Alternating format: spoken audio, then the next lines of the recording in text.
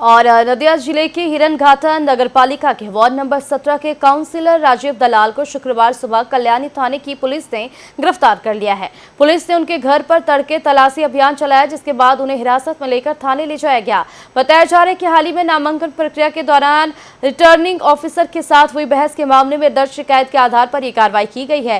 गिरफ्तारी के बाद राजीव दलाल को कल्याणी सब डिविजनल कोर्ट में पेश किया जाएगा। इस कार्रवाई को लेकर राजनीतिक तनाव बढ़ गया है। टीएमसी नेताओं और कार्यकर्ताओं ने इसे अवैध गिरफ्तारी बताते हुए कल्याणी थाने के सामने विरोध प्रदर्शन किया। पूरे इलाके में तनाव का माहौल बन गया है और पुलिस ने सुरक्षा बढ़ा दी है।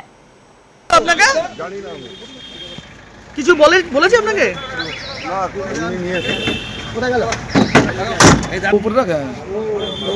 বলবো সকালবেলা এসছেন ওনারা, দু ভ্যান পুলিশ, ওয়েস্ট বেঙ্গল পুলিশই আমি দেখেছি।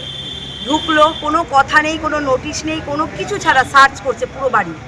যতবার বলছি আপনারা কেন এসছেন, আমি ওয়াইফ, আমি জানার অধিকার আছে, একবারও বলেন, একবারও তারা উত্তর দিচ্ছে না। শুধু বলছে রাজীব দালাল কোথায়, আমাদের দরকার আছে। তো দরকার আছে, আমি ওয়াইফ, আমি জানতে পারি কী জন্য আসলো। ওরা খাটের তলা থেকে শুরু করে সব কিছু সার্চ করছে, এই করছে, বাথরুম থেকে শুরু করে সবাইকে সার্চ জিজ্ঞাসা করছে।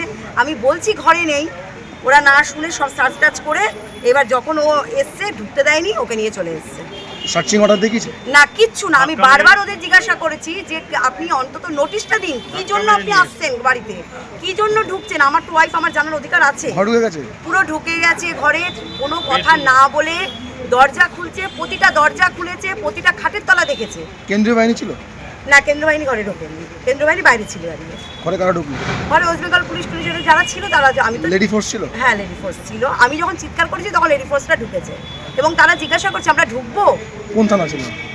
কল্যাণী থানায়। কি কারণে অ্যারেস্ট করেছে জানেন? কোনো কিছু জানি না, ওরা বলেইনি আমাকে। আমি ওয়াইফ,